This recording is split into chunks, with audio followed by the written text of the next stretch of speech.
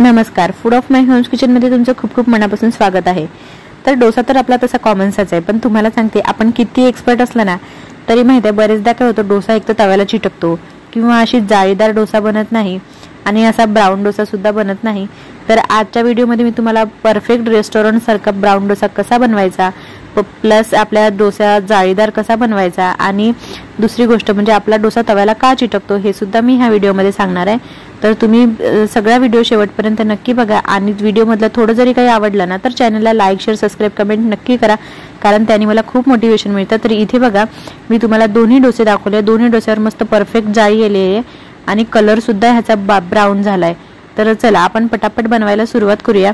तर इथे बघा मी आहे ना 1 वाटी आपलं उडदाचं डाळवं घेतलं, म्हणजे जी बिनछिलक्याची डाळ असते आम्ही त्याला उडदाचं डाळवं म्हणतो। त्यानंतर बघा इथे मी 3 वाटी तांदूळ घेतला। आता तांदूळ तुम्ही कुठलाही वापरू शकता, असं काही नाही की बाबा भारीतला वापरा किंवा साधा वापरू नका वगैरे, असं काही नाही, कुठलाही तुम्ही तांदूळ इथे घेऊ शकता।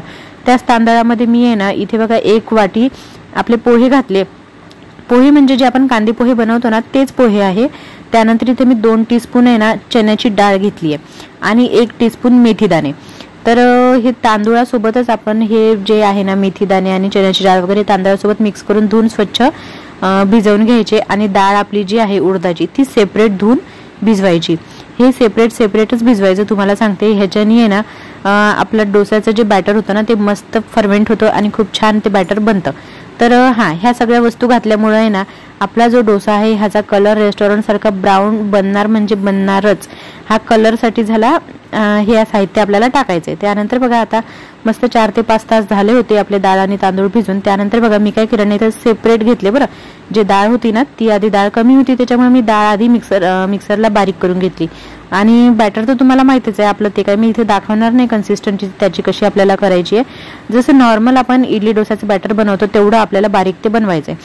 पण इथे बघा सेपरेट मी काढलंय, आपलं जे उडदाची डाळ आहे ना ती सेपरेट मी वाटून घेतली मिक्सरला। त्यानंतर जे तांदूळाचं जे होतं ना मिश्रण ते मी सेपरेट इथं मिक्सरला वाटून घेतलं। इथे बघू शकता तुम्ही हे सेपरेटच काढायचं, कारण आपल्याकडे कसं होतं कधी वेळ कमी असतो आणि कमी वेळेमध्ये आपलं बॅटर फर्मेंट होत नाही आणि फर्मेंट नाही झालं तर डोस्याला जाळीच येत नाही। त्याच्यामुळे आहे ना हे सेपरेटच भिजत घालायचं, सेपरेट ह्याला मिक्सरमध्ये बारीक करायचं। त्यानंतर आता इथे बघा जे तांदूळाचं मिश्रण होतं ना ते छान बारीक करून झाले। तर मी काय केलं ना इथं आधी हे जे तांदळाचं मिश्रण आहे ना हे चमच्यानी 2 ते 3 मिनिटं मस्त फेटून घेतलं। आता ही जी टेक्निक आहे तर ह्याच्यामुळे आहे ना आपल्या डोस्याला जाळी येण्यासाठी कमीत कमी वेळेमध्ये फर्मेंट होण्यासाठी हा प्रयत्न करायचा। तुम्ही अशा पद्धतीने एकदा डोशाचं जे बॅटर आहे ते बनवून बघा, 100% तुमच्या डोशाला जाळी येणार आणि कमी वेळेमध्ये पीठ आपलं फर्मेंट सुद्धा होणार। त्यानंतर आपल्याला सेम जसं आपण तांदूळाचं बॅटर फेटून घेतलं ना तसंच आपला जे उडदाच्या डाळीचं बॅटर आहे ना ते सुद्धा आपल्याला 2 ते 3 मिनिटं सेपरेट फेटून घ्यायचं। त्यानंतर आहे ना जे उडदाच्या डाळीचं मिश्रण आहे ते आपल्याला तांदळामध्ये मिक्स करायचं आणि मिक्स केल्यानंतर परत एकदा आपल्याला हे सगळं बॅटर आहे ना असं मस्त फेटून घ्यायचं। हे बघा हे असं फेटून घेतलं की आपलं बॅटर जे पटकन फर्मेंट होतं। त्यानंतर बघा आता फेटून झालं होतं आणि माझं पातेलं पूर्ण भरलं होतं मिश्रणाने।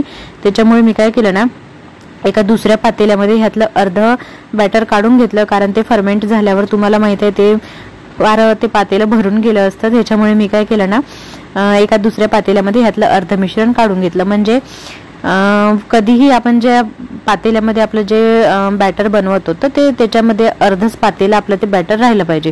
फुल किंवा पाऊण सुद्धा घ्यायचं नाही, कारण ते फर्मेंट झाल्यावर उतू येतं बरेचदा।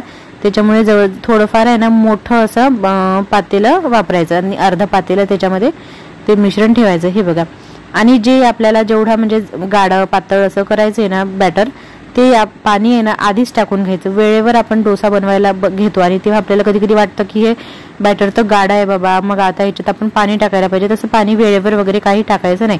त्यानंतर आता हे जे बॅटर बनवून ठेवलंय ना हे आपल्याला अजून 4 ते 5 तासच फक्त याला आपल्याला ठेवायचे। त्यानंतर इथे बघा मी हे कच्ची टोमॅटो घेतली आहे, म्हणजे आता इडली म्हणा डोसा म्हणा ह्याच्याबरोबर आपण नारळाची किंवा शेंगदाण्याची चटणी तर बनवतच असतो, पण मी आज जी आहे ना आज मी कच्च्या टोमॅटोची चटणी बनवली आहे आणि तुम्हाला सांगते ही कच्च्या टोमॅटोची चटणी खूपच टेस्टी झाली होती। म्हणजे आता हे टोमॅटो काय आपल्याला 12 महिने मिळत नाही, कधी मधी मिळत असतात। तर तुम्हाला जेव्हा कधी ही टोमॅटो मिळाली ना तर नक्की आणा आणि ह्या पद्धतीने टोमॅटोची चटणी नक्की बनवून बघा।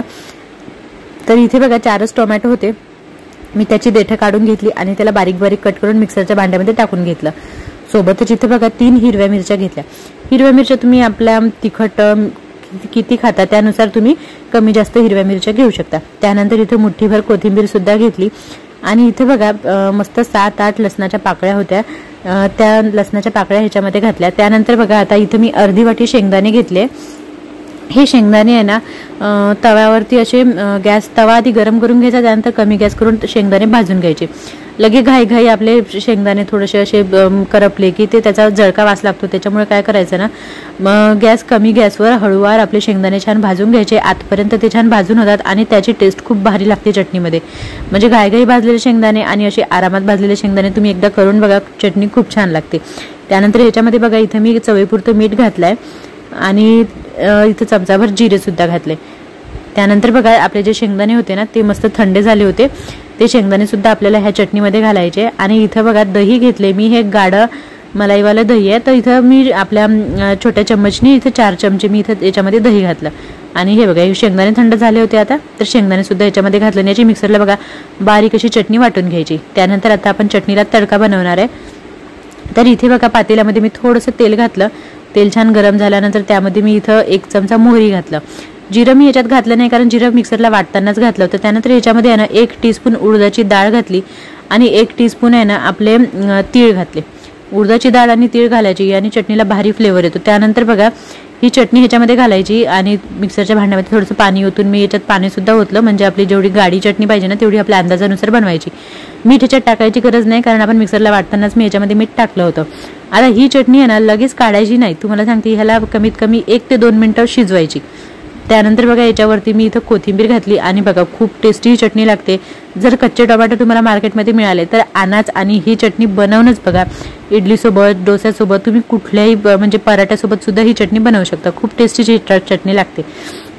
त्यानंतर बघा आता इथे बघा मी अर्धा पातेलं हे घेतलं होतं ना बॅटर, तर बघा इथं पाऊण पातेलं हे झालं आहे आणि छान आपलं जे डोस्याचं बॅटर होतं मस्त फर्मेंट झालंय।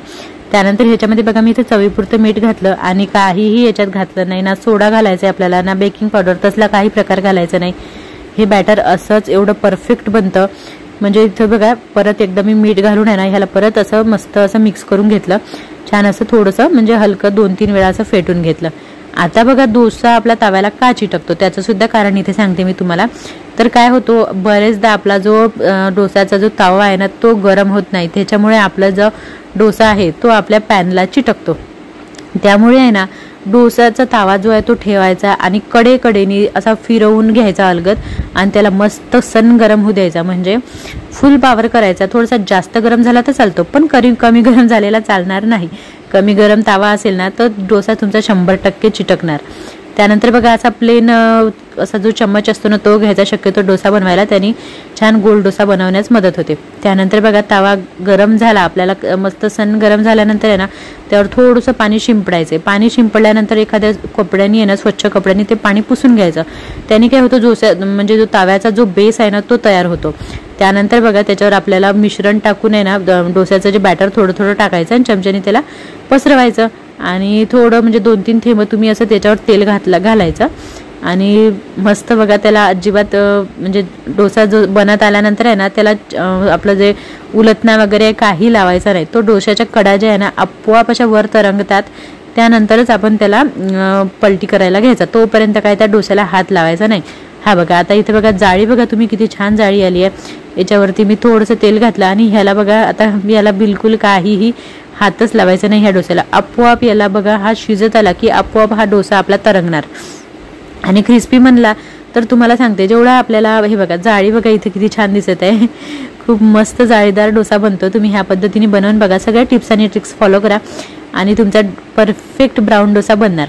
त्यानंतर बघा हा बघा हा सुद्धा डोसा खूप मस्त झालाय इथे बघा। आणि जर तुम्हाला क्रिस्पी बनवायचा आहे डोसा तर थोडा जास्त वेळ ठेवायचा आणि बॅटर थोडं जास्त पातळ करायचं, म्हणजे जेवढं जास्त पातळ आणि जेवढा जास्त वेळ आपण हा तव्यावर डोसा ठेवला ना तेवढा छान आपला क्रिस्पी बनतो। हा बघा हा डोसा सुद्धा छान क्रिस्पी झाला होता, इथे जाळी बघू शकता तुम्ही आणि सगळेचे सगळे डोसे असेच झाले होते, खूप मस्त। हे बघा इथे मी माझे 3-4 डोसे बनवून झालेत आता, सगळे डोसे बघा किती छान दिसत आहेत, कलर सुद्धा परफेक्ट ब्राऊन कलर आलाय बघा, बघून तोंडाला पाणी सुटलं की नाही तुमच्या। बघा इथे दोन्ही डोसे बनवून झाले होते आणि सोबतच ही आपली कच्च्या टोमॅटोची चटणी। ही कच्च्या टोमॅटोची चटणी खूपच भारी लागते. तुम्ही बनवून बघा. मी सुद्धा पहिल्यांदाच बनवली होती पण सगळ्यांना फार आवडली. आणि इथं बघा तुम्ही डोस्याची जाळी बघा फक्त, बापरे किती छान कलर आला आणि डोसे सुद्धा खूपच टेस्टी झाले होते. तर तुम्हाला आजचा व्हिडिओ कसा वाटला मला कमेंट करून नक्की सांगा. आणि प्लीज जाताना चॅनलला सबस्क्राईब करून जायला विसरू नका. त्यांनी मला खूप मोटिवेशन मिळतं. चला आपण भेटूया नेक्स्ट व्हिडिओमध्ये. तोपर्यंत बाय बाय.